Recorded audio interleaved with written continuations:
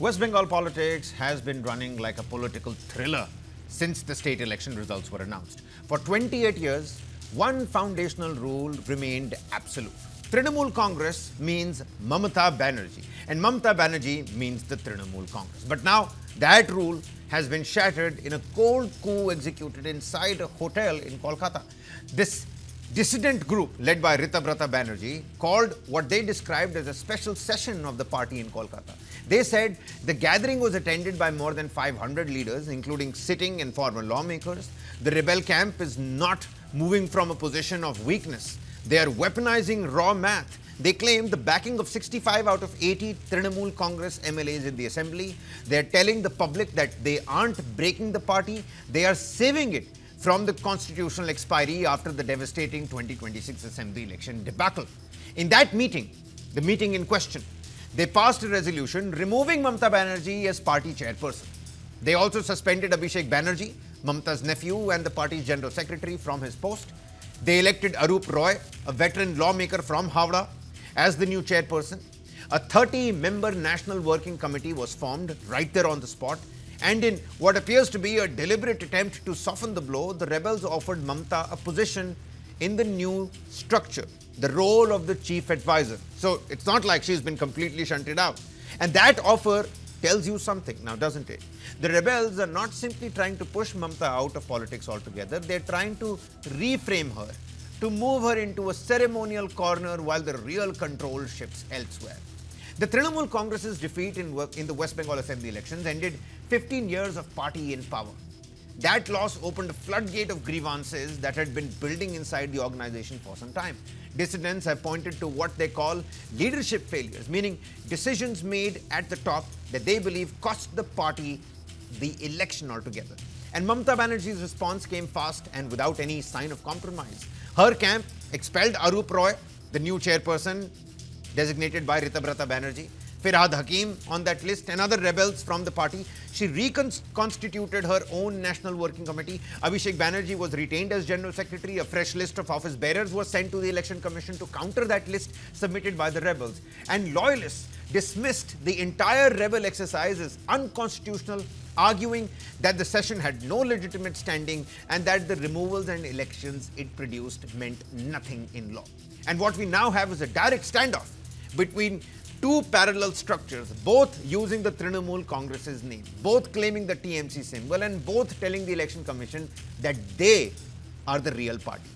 This situation has a recent parallel, and it is an instructive one as well. When the Shiv Sena split in Maharashtra, two factions fought over exactly the same questions. The Eknath Shinde group and the Uddhav Thackeray group both claimed to be the real Shiv Sena. The Election Commission spent months examining and re-examining their rival claims before eventually ruling in favor of the Shinde faction. And that decision was deeply controversial and went through multiple legal challenges. Even the Supreme Court intervened. And the Trinamool Congress dispute is likely to follow a similarly complicated path. The rebel camp has the numbers in the legislature, but Mamata Banerjee still commands the official party machinery. Mahua Moitra very recently called it the theatre of the absurd. So the big questions that we must understand: which side do you think has a stronger case before the election commission? That's number one. What lessons can we learn from the Shiv Sena case for this particular TMC dispute? Do the blueprints really match here? Rohi Ray, spokesperson for the BJP, with us on the broadcast, and Anurag Singh Dikshit, political analyst, with us on the broadcast as well. Rohi, before I come to you, let me bring in our political analyst on the broadcast. Mr. Dikshit, is this really the theatre of the absurd? What's essentially happening here? And can really any one of them stand up and say that they're the real Trinamool Congress? Very good evening, Kabir and Rohi. First of all, I would like to say that for a party who was in power for 15 years and a long history of struggle, I would, you will also find Rohi agreeing to my word that Mamata Banerjee is an inspiration for many. Her fight and her struggle, everything. But the matter of the fact that these parties are, these are Congress breakout parties and they have a Congress culture. So their party decision and their family decision is nothing different. What the family thinks is what the party thinks. Similarly, the post and the positions of the Trinamool Congress was always a similar thing. If you find their communications to Election Commission, their written communications to various other offices of the country, maybe to the Chief Justice of High Court or the Chief Justice of the Supreme Court, you will see sometimes Subrata Bakshi, their ex-president, would sign as president. Sometimes they would sign as the vice president. So, they had no particular functionary of their party. They had no particular, office bearers of their party. Whenever they'll think that this person is this, they'll make that. So, now coming to the point, who is the real Trinamool Congress? Without any doubt, in the Legislative Assembly, the majority of the MLAs, they have claimed that they are Trinamool Congress. And as per the traditions and as per the convention, the majority speaks on the floor of the House, at least, not in front of Election Commission. So in the Legislative Assembly, there is no doubt that Ritubroto-led Trinamool Congress is recognized as the Trinamool Congress. But again, the remaining faction, in the leadership of Shobham Dev Chattopadhyay, the earlier leader of opposition, appointed by the Trinamool Congress, which was headed by Mamata Banerjee, All right. they also claimed to be the Trinamool Congress. And the Honorable Speaker, they recognize both as the Trinamool Congresses. So there is obviously confusion in the Assembly as well. Now, coming out of the floor of the Assembly, when we talk regarding the sessions hosted by Ritu Broto and all the other members, Yeah. when they claim that they are the Trinamool Congress, see, there are now two point of views. One is the legality and one Yeah. is the morality. About legality, we cannot say much because that would be the Election Commission of India. What and will the you say Supreme about Court of India. morality here, Mr. Dixit? When you can't say anything about legality, what will you say about Right. morality? Now, when we come to morality, a party's structure should not only be limited to their family members. And the preference must be given to seasoned politicians who have been working on the ground Yeah. for decades. But it seems that family is priority for Mamata Banerjee. So morally, I think Trinamool Congress led by Mamata Banerjee must be recognized as the Trinamool Congress, since the logo is nothing without this woman. She is Trinamool Congress. There's Only no doubt time will in tell, that. Mr. Dixit. Only time will tell. I mean, I think Yes. we're heading away of massive legal challenges. Rohi, how do you Correct. look at these developments? People have been saying that this has been orchestrated by the BJP, and why they're saying is because in any case, in the center or in the Legislative Assembly, whether people back out, whether people don't back out, a weakened Mamata Banerjee ends up benefiting the Bharatiya Janata Party. And after that thumping defeat, it's only a cherry on the top. But is the BJP merely a beneficiary of the TMC's own implosion, like the BJP calls it? Or do you believe Bengal politics is now entering a post-Mamata era altogether? How's the BJP looking at these developments? And the latest words and statements coming from, let's say, Kunal Ghosh, coming from Mahua Moitra, all the Mamata loyalists. Well, before answering your question, I just want to differ with one point that Anurag ji said. Anurag ji mentioned about the culture of TMC, which is a Congress culture. At least Congress is a culture that they will follow one particular family and they will abide by it. As far as TMC is concerned, they have no culture. They are just fighting lots. They have no ideology. Congress at least have an ideology for which, despite successive defeats, they are still surviving. You see TMC. Mamata Banerjee threatened that we will not 15 be years in without power. an ideology to stay in power, is that, I mean, that's a mammoth of a task. There are too many things here. I mean, in 2011, when they won for the first time, people were fed up of the left front government. 2016, again, there was no strong opposition. And 2021, they faced opposition from BJP. We also performed relatively well. And 2026, for the first time, when they really got the strong opposition, they lost. So this is a cycle of, I mean, that's very normal in politics. But at the same time, the question that you asked about if it is orchestrated by TMC, by BJP, one very strange thing happened in the assembly today. Kunal Ghosh suddenly stood up because Ritubroto Banerjee and the 64, 65 TMC MLAs, they walked out of the assembly and Kunal Ghosh stood up to appreciate Shubhendu Adhikari. So basically, they themselves don't know what is happening in that party right now. BJP has no lena dena in this because we already have 208 MLAs. Again, in Nondigram, bypolls will be there and we will be winning one more seat. So we don't need them really. And multiple arrests are taking place. Had all we needed them, then probably a lot of other political considerations would have been there.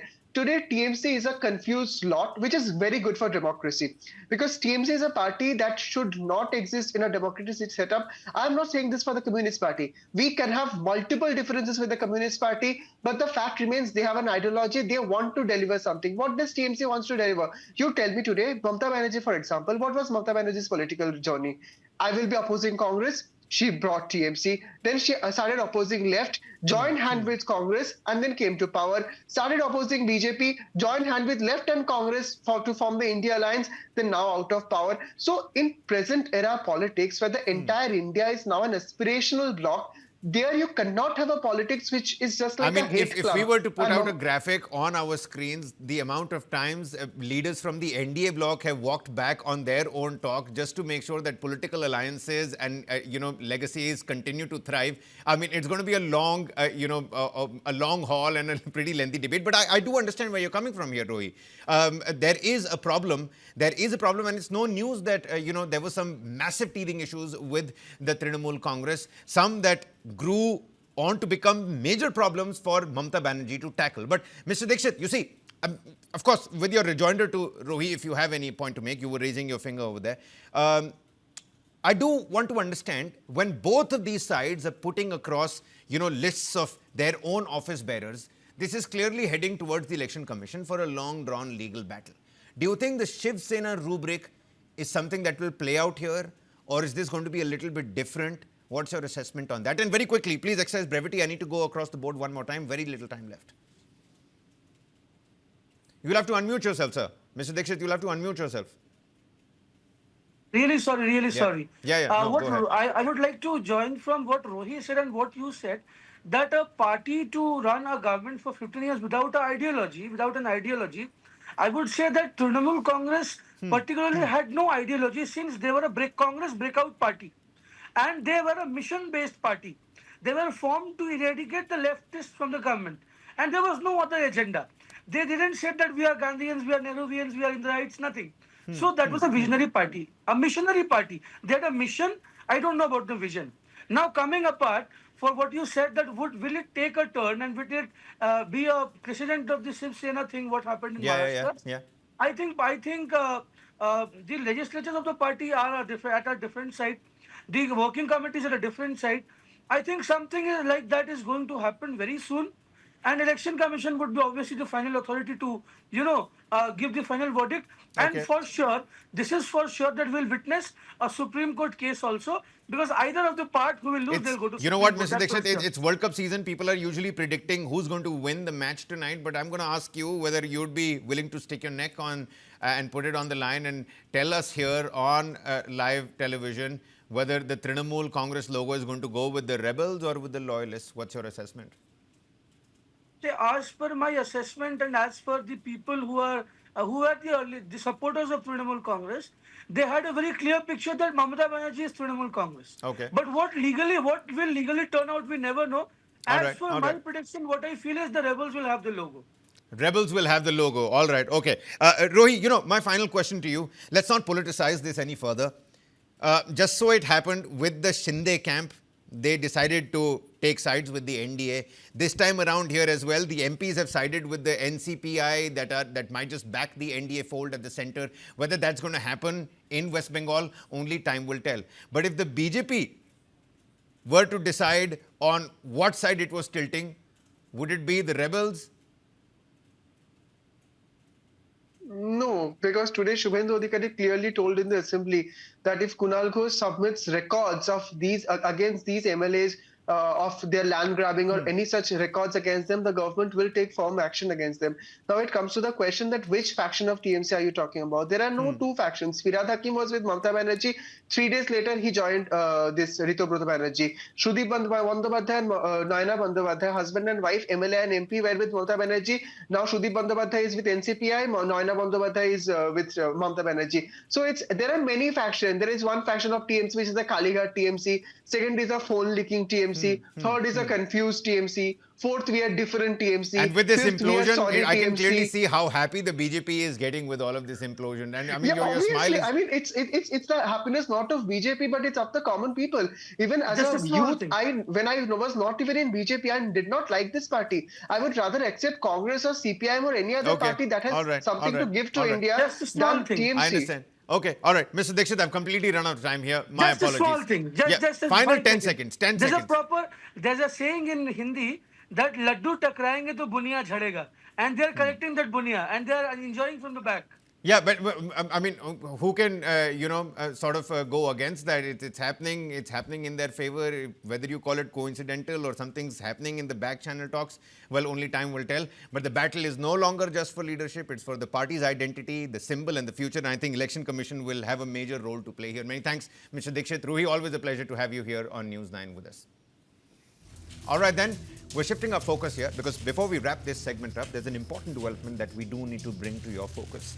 The Indian government has announced one of the most significant changes to the regulation of foreign-funded NGOs in recent years. Organizations receiving money from abroad will now face stricter disclosure requirements, tighter spending rules, and greater scrutiny over how foreign contributions are used. NGOs will have to declare everything from their social media accounts to their exact area of operation.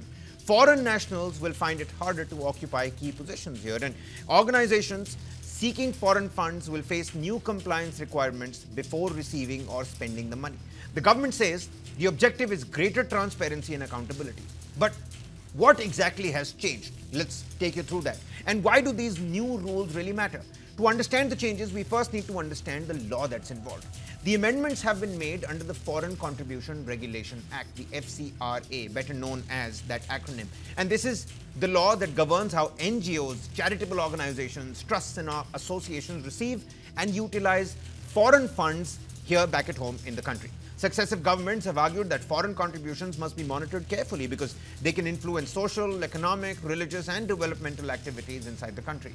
The latest amendments are designed to tighten that very oversight, and the biggest change concerns transparency. Under the new rules, NGOs seeking FCRA registration or renewal will have to provide significantly more information than before.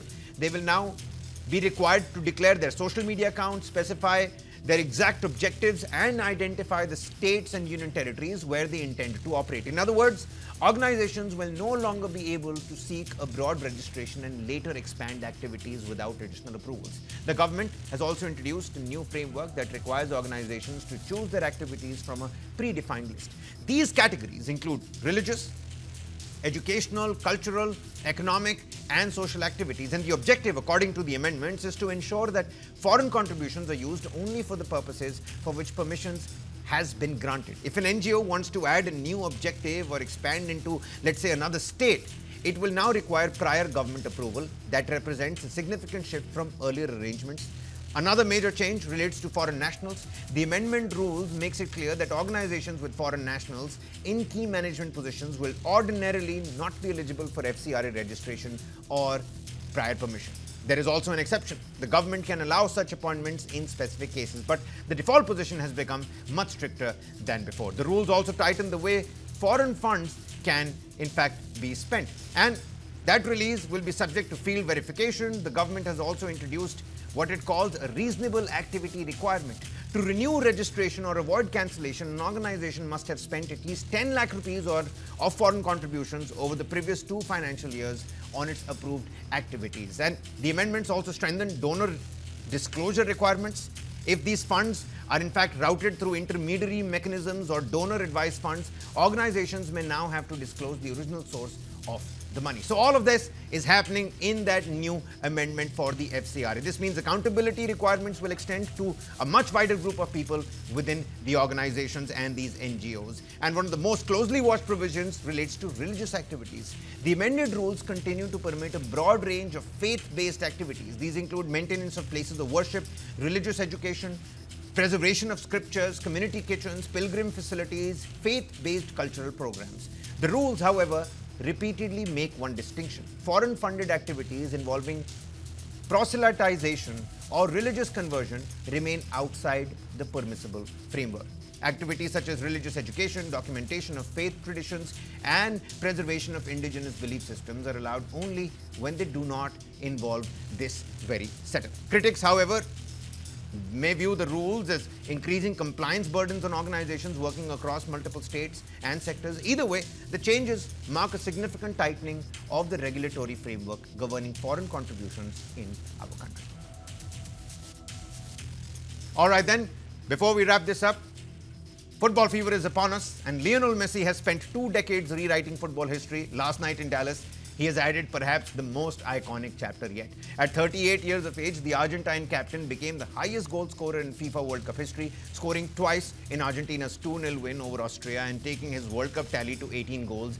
In doing so, Messi moved past German legend Miroslav Klose, whose record of 16 goals has stood the test of time since 2014. Ironically, the night did not begin perfectly. Messi missed an early penalty, and for a brief moment, history seemed delayed. But champions have a habit of finding their way back, and the Messi magic continued. Just before halftime, Messi curled home his record-breaking 17th World Cup goal, and then deep into stoppage time, he struck again to make it 18. But what's interesting is that Kylian Mbappe of France is right close on his heels with 16 goals to his own name, who's also going to be playing successive World Cups. I think it's the end of the road for the Argentine legend. And what's more is that on the international front, compared to Cristiano Ronaldo, still lesser international goals. But then again, 18 for Lionel Messi, only 8 for Cristiano Ronaldo. Erling Haaland is also on to the scene, so don't miss that Norwegian out. He also has many more World Cups lined up for him. That's all the time we have for you. 20 years after announcing himself on football's biggest stage, Lionel Messi